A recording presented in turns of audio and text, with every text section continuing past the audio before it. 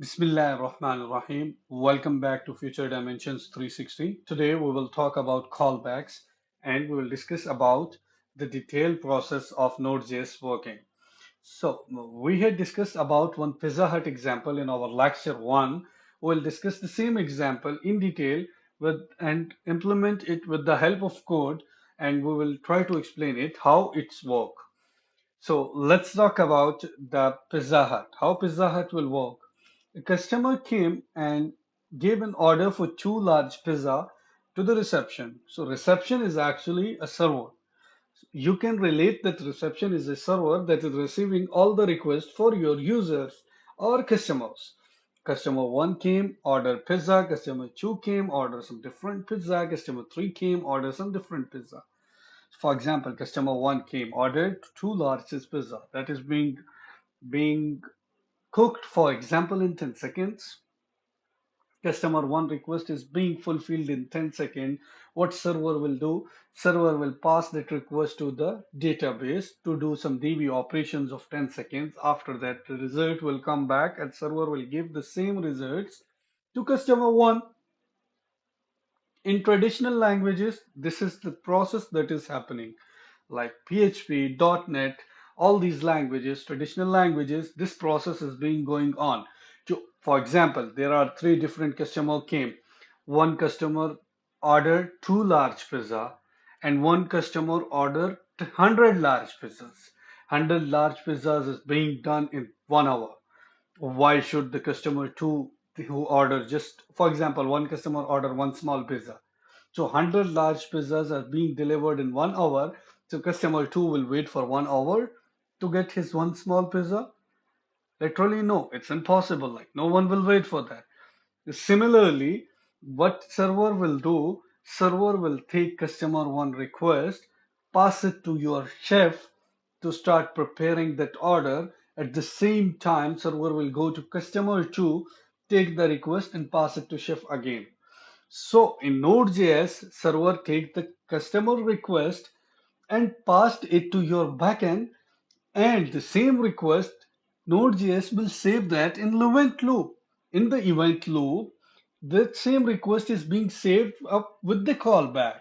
Once your request processing is done, the callback is being called to return the result to the customer one.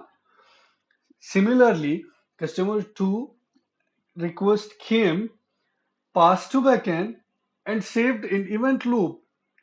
Either that request is being fulfilled after 10 seconds, 20 seconds, it depends. For example, just imagine like customer one ordered two large pizza and is being prepared in 10 seconds. Customer 2 ordered one medium pizza that is being prepared in 5 seconds. Customer 3 ordered one large pizza that is being prepared in 7 seconds. So similarly, what will happen? Customer in Node.js, customer 2 will receive his pizza before customer 1 and 3 because it will be prepared in 5 seconds earlier than customer 3 and 2. Similarly, the second one should be customer 3. After 7 seconds, the customer 3 will receive his pizza, and at the end, customer 1 will receive his pizza too large that is being cooked by the chef.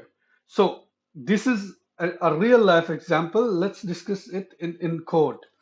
So let's see, I'll do console.log and I'll say customer one order is two large pizza.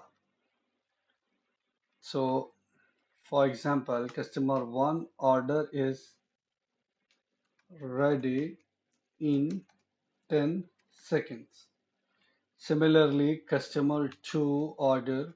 Similarly, customer 3 order.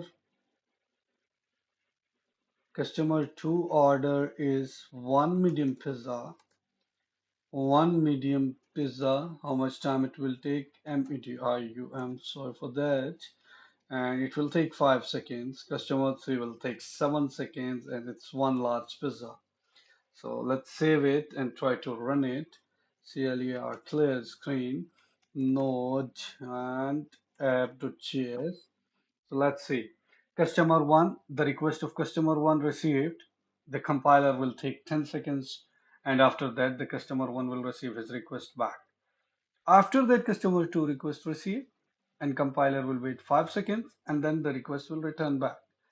You are not feeling the time too much because it's just a console logs, sorry, and the console log operations are very fast. That's why you are not able to understand see this time frame waits. So similarly, customer 2 will receive his pizza after 5 seconds, so overall 15 seconds gone, and then customer 3 will request for one large pizza, and that will be done after 7 seconds. So overall, the compiler had or server worked for 22 seconds to fulfill three different requests. This is the traditional way to run a program or to receive a server calls and return the request. In all traditional languages, this is what is happening. But in Node.js, this is a bit different. So let's say set time out. This is a callback function. We will call it, this is called a callback function. Okay, so ready, after we can say 10 seconds and past that 10 seconds. This 10 seconds will go as milliseconds here. So what compiler will do? Compiler will take an order for customer one and tell to the event loop that the order will be ready in 10 seconds. Please deliver this order after 10 seconds. But compiler will not wait, make sure. Compiler will go to customer 2, take his order and let the compiler to wait for 5 seconds to return back this order. Then the compiler will go to customer 3 or server will go to customer 3, take the order for customer T3 and tell the compiler to wait for 7 seconds to return this order back. So let's save it and let's try to run this one. And you will see order 1 received, 2 received, 3 received. 1, 2, 3, 4, 5. Order 2 is ready. 7. Order 3 is ready. 10. Order 1 is ready. So similarly, Node.js is working. Customer 1 order came first. Number 1 customer have given the order on first time. But the customer 1 order is ready after 10 seconds at the end. Customer 2 had ordered 1 medium pizza that took 5 seconds to be ready. That is being delivered earlier than customer 3 and 1.